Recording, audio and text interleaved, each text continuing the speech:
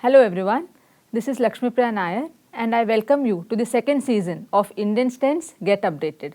Today we are going to talk to Dr. Ravikant Patil, interventional cardiologist and director, Seva Southern Hospital.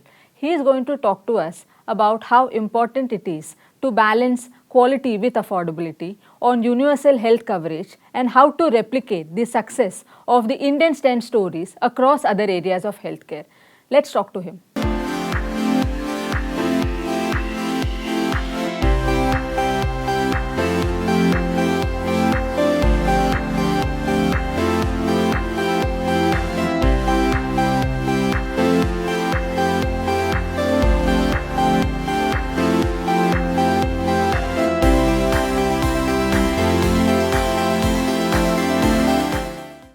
Hello, Dr. Patil. Welcome to our show on Indian Stents Get Updated. Hi. We welcome you. Thank Hi. you so much for Hi. coming.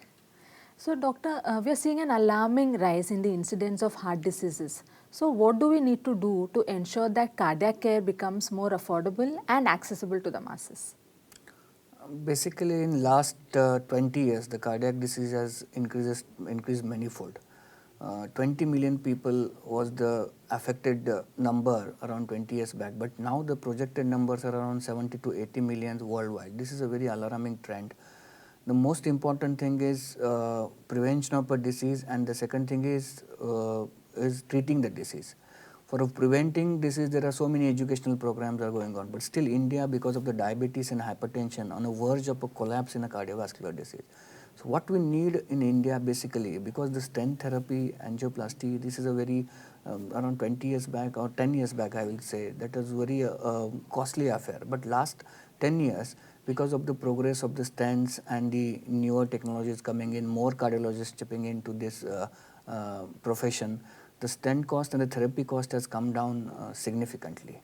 And I think most importantly is to reduce the prices of the consumables, the stents and the operations, which will make affordable for all the masses. The therapy was only available in the cities till 10 years back, but now every tier 2 city, even I will say villages, the therapy is available. And the people, the treating physician, the cardiologists who were only in the basically metro cities are all places like taluka places also have a cardiologist now. So this is how the rates are definitely coming down because of the advance and the availability of a therapy at a affordable and the cheaper cost. So, Doctor, you spoke on stents and how we have managed to bring down the prices of stents so that more people can afford it. Yes. So, what has been India's role in ensuring that it becomes more affordable? Basically, last 10 years, the Indian stents had come into the market. The stent cost was around 70 to 80,000 when we were doing the cardiology. But last 5 to 10 years, when Indian stents came into the market, what happened is the rate of a stent has fallen down significantly. So the therapy has become much affordable to the masses. The person who was dying because of the myocardial infarction, because he couldn't afford a cardiac therapy, he can afford a cardiac therapy now. It's like improving his life and improving the mortality of the whole family, which was based on that particular person. The place where I practice, in a tier 2 city, where is most of the villagers, towners, they are present in those places. They never used to afford a therapy. But now, because of the availability of these Indian stents into the market, the price has come down, and it's not compromising on the quality. Nowhere the compromise. Last 10 years we are using these stents with the fantastic results, which has basically made this therapy available for all those people who couldn't afford before because of the price. Right, but did you face a perception battle? Did patients feel that no, we should not go for Indian stents, but for the foreign ones? How did you fight that battle? How did you prove to the patients that Indian stents are just as good as the foreign counterparts? So basically, the first part was to convince the physicians who were referring the patient. This was the first hurdle. And the second hurdle was then making them aware that these stents are as equal as the stents which actually the trials are came now around 2 years back, the Indian stents versus the the foreign stents we're using. But we are using these kind of stents around last 7 to 8 years back, when nobody believed in those stents. We believed in these stents. We worked out for the patient, and I think every last 10 years we have put more than 6,000 Indian stents, and all of them, and we are following up the patients. All the patients, we have got a very regular follow up, and the mortality and the results are as same as the other stents what available at present. So And if you draw a parallel between, the time when there were no studies and Yes. from the time since the studies proved Yes. conclusively that we are Yes. very good, Yes. what has been the difference? Basic difference is now it is accepted. The therapy is accepted by everyone. I think out of India also everyone accepting the therapy.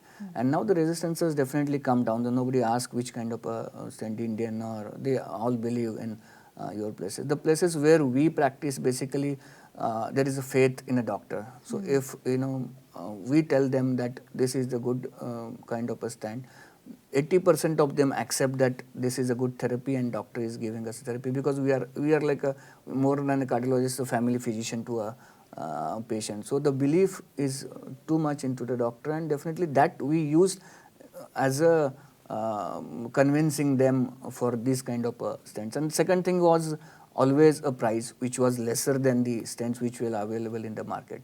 So it made very easy for them, for us to convince them that this stent is equally good for you. And that's how the journey started. So there's an unshakable belief in the physician Yeah, and that's the doctors what when it comes to smaller towns. Smaller which towns. means there is a huge responsibility resting on your shoulders to Yes, ensure exactly. that you do not Exactly. compromise on quality. Exactly. So which means that if you've opted for Indian stents, then it has to be of a certain quality. Yeah, exactly. In a metros, you go to a doctor, you will treat him, you are not ensured that you will follow up with the same doctor. But the places like us, we have to follow them for a lifetime. And the whole family which is concerned to them. So we cannot afford losing a faith of my patient. So this is the prime importance for us in those kind of places. Right. So what other changes are we seeing in interventional cardiology? What are the trends, techniques, technologies which are revolutionizing this sphere?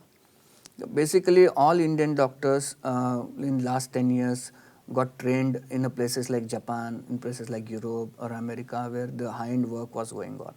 Number two, the place I can give an example. The Mayo Clinic, what cath lab it uses, I use the same cath lab in a tier 2 city. So the machine is the same what I am using. My expertise are better than them because they do a 10 cases per month, I do a 200 cases per month. So definitely with the same kind of a machine and more number of exposure, in the sense the people like me who are working in such a big number, on the same machine, on the same hardware, the same catheter, but our number is more. Our population sometimes becomes our strength, It's not that it's always a disadvantage.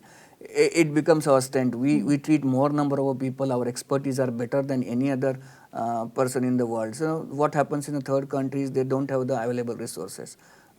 What happens in India, you have got good physicians here, you have got available resources and a number of patients are more. So over a period of last 5 years, our expertise has grown as equal to as anybody who is working in Europe or Japan, all those people. And that's definitely helping the healthcare to come up to a certain level in India.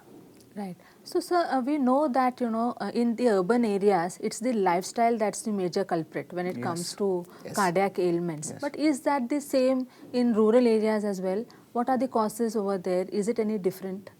It's basically, I think it's a myth that urban people are more prone for lifestyle disease and not the rural people. You see, what happening in last 5 to 10 years is if suppose there is a Flipkart or Amazon delivering the same kind of parcel to your area, what the parcels in Delhi, the same parcel will come to a rural area. The mobile what you use in urban areas, the same thing is used in a rural area. So that gap between the urban and rural has been bridged last 10 years. There is no gap as such, because whatever available in metros are available in the those areas. I will say that people use more kind of these mobiles and all those things are more in those areas at least. So what has happened is that risk factor is same. Suppose if somebody is smoking a cigar in a metro, the same person is smoking BD in the rural area. So the nicotine factor remains same. Somebody is taking high-end alcohol in urban area, is taking something which is available in a village area. The stress what farmers are going, what the middle class people are going in those rural areas are definitely equal to the stress what urban people are going into the metros. Right, right. So the risk factors has not changed at all. Risk factors has basically increased in rural areas also. And at least people are aware in urban areas they should exercise, there should be some preventive exercises or the preventive methods to prevent the cardiac heart disease. But a similar awareness is not there in rural areas. So in fact, my experience last 10 years, the exponential growth of cardiovascular diseases and diabetes are basically is in tier 2 and tier 3 cities. But aren't a lot of hospital chains also moving towards tier 2, tier 3 cities? Last 5 years, looking at the demand. I am seeing that most of the corporate hospitals are moving to that area. Basically, the Seva Sadan where we started this concept, the similar concept we started, that corporate culture should be, why corporate culture should be there only for the metros. The corporate culture also should be given to tier 2 and tier 3 cities. What is corporate culture? Is transparency in everything, transparency in billing, transparency in the way you practice, transparency in the advice what you give to the patient, and but that also for affordable cost. Seva Sadan basically working on the same principle, giving a quality healthcare at affordable cost, and this is the model which has to be replicated all over India. That's what I feel. Great, that's great. So, sir, what would you advise young cardiologists, upcoming cardiologists? I'll advise them, don't just go what world says. Go with your own experience, with your own gut feelings. The Indian doctors are the one who really have the courage, who really have that kind of education and have that kind of resources to succeed anywhere in the world. So don't compare or don't think that anything which is said in America, Europe or Australia is right and whatever we do in India is wrong. I think that is the message I want to deliver, that believe in yourself and make India proud in this field of area. Thank you so much for talking to us, doctor. Those are some great insights. Yeah. So that's Dr. Ravikant Patil with us. He has emphasized on how important it is for quality and affordability to go hand in hand. For more such insightful sessions, stay tuned to Indian Stents Get Updated.